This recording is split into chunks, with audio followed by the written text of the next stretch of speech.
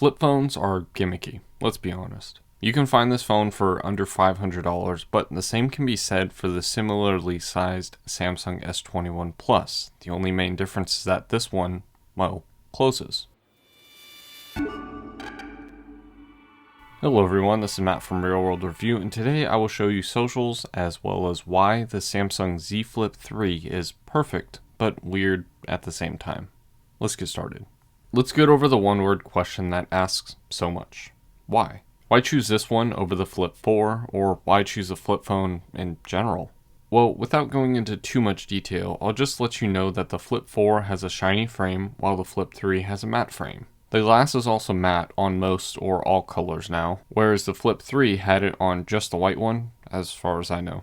The frame in both screens are more durable on the Flip 4, but I would never really trust that, so ignore this sentence if you're not that good at taking care of your phone. The battery is larger at 3,700 milliamps, while the Flip 3 is only 3,300, or 11% smaller than the 4. But the Flip 4 has a Snapdragon 8 Plus Gen 1 processor, which will drain quicker than the Snapdragon 888 found in the Flip 3. You do get 25 watts of wired charging on the Flip 4, while the Flip 3 maxes out at 15 watts. As far as I know, wireless charging is the same speed, just like the reverse wireless charging. Moving to the cameras, the main one is slightly different with a wider field of view and a larger pixel size, but still the same megapixel count. All the other cameras, though, are the same. The Flip 4 is slightly smaller, while the weight is 4 grams heavier than the 3. Then, other than maybe different 5G bands, we get Bluetooth going from 5.1 to 5.2. And yes, I know people will say that the hinge is stronger and better and smaller and blah blah blah, and yes, they pretty much say all of that with every foldable release, but the truth is, if you test the hinge on the 4 and compare it to the 3, the difference is either not there or very minimal. Try this with two new phones, not a 1-year-old Flip 3 and a brand new Flip 4.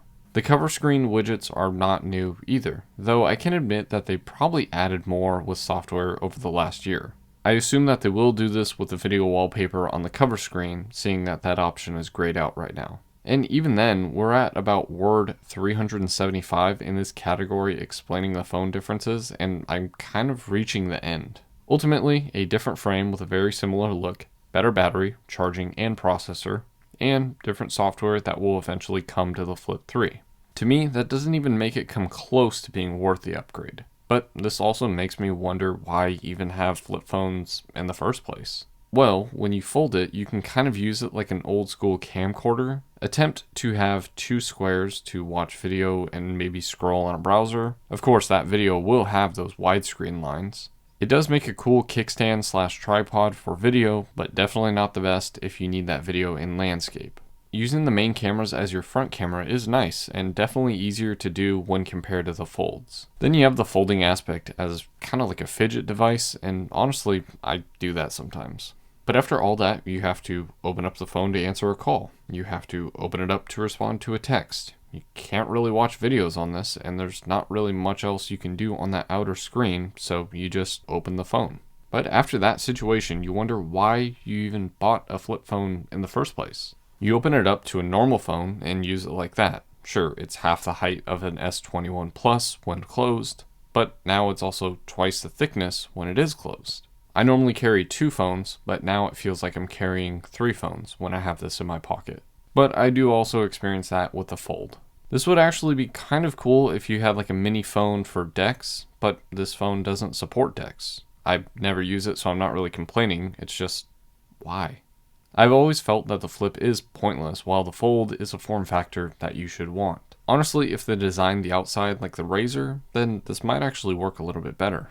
Until then, this design is kind of a waste for me. But now that I have my gripes out of the way, let's actually talk about the phone and what I love about it. Honestly, it is cool, and it's kind of refreshing to open up your phone and use it, even if it does feel like kind of a waste. The Flip is a statement, but also somewhat useful. The outside screen does some things, and it's kind of a good way to look at your notifications without opening up the phone. It's a 1.9-inch OLED display that looks clear enough at 302 pixels per inch. This can also be used as a camera preview for maybe a quick pic or video. Then when you open up the phone, you're leaving the aluminum frame and glass covers to a plastic screen with a plastic bezel.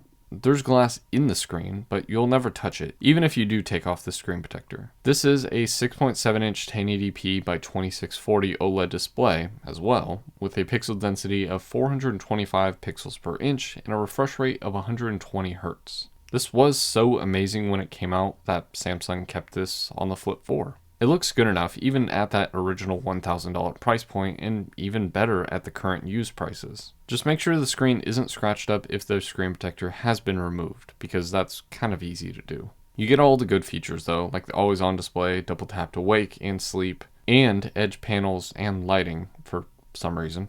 Also on the top of the phone, that speaker grill is a loudspeaker, meaning that you do get stereo speakers that sound pretty good, they're just not the loudest. Onto the frame, in the left side is where the 5G ultra-wideband antenna is and the SIM card tray, while the top is where the hinge is, and the bottom is where we get the second loudspeaker, a few microphones, and the USB-C port. The right side is where we get the volume buttons and the fingerprint scanner power button combo. And yes, there is a feature that allows it to stay always on, so you can just unlock the phone from locked position at any time. Some people thought that this was a missing feature. Everyone needs to learn what's in their settings app. Moving inside, I told you we get the Snapdragon 888 chip, which is paired with 8GB of RAM and 128 or 256GB of UFS 3.1 storage. This is an amazing little setup, but the chip does get pretty hot when using graphic-intensive apps, but games do play pretty good on the screen. The downside is the battery, which at 3,300 milliamps, it's oddly small for a 6.7-inch screen, and at the time, top-of-the-line chip. This barely lasts a day, but that's only if you rely on the front screen to make you not want to open up the inside screen. Charging is fairly fast, not the worst and not the best, while again, we get wireless charging and reverse wireless charging if you're not in a hurry or if you want to charge other devices. While this is a cool design, it does kind of ruin the appeal by limiting what you can get when compared to a phone like a Samsung S21 Plus. I'm going to keep this short because the cameras feel like they're just there. On the inside, we get a 10 megapixel camera that does shoot nice pictures and video at up to 4K 60 frames per second, but it's not focusable, and even the Samsung S10e was focusable. But to make up for this, the main and ultra-wide cameras can be used for the same thing as that 10 megapixel camera, assuming you have the phone closed or if you turn on the cover screen. They're both 12 megapixel sensors that shoot nice photos for day and night, but don't inspire any creativity. There's no higher megapixel count or telephoto lens, something that the similarly priced S21 Plus has. They're good for the average person, but buying this at the new price makes you want more from this setup. It's assumed that because it's a very thin phone that they can only fit these types of cameras, but come on Samsung. Regardless, the shots and videos are pretty nice as usual, but there's not too much to talk about here. Overall, there is something nice about this phone and its price. They're found easily under the $500 price point and feature the same processing power as used phones in that price point, sometimes even costing more than the Flip 3. Realistically, this is a good phone. I just have a hard time justifying the price of this phone, and especially the price of the Flip 4. There is a crease and the screen does have some extra glare because of that plastic display, but it does work pretty well. To be honest, this phone doesn't really leave the average person wanting more. I just wish that there was more for that price point. But it does everything pretty well in a kind of strange way. After all, the inside screen is a 22:9 screen ratio.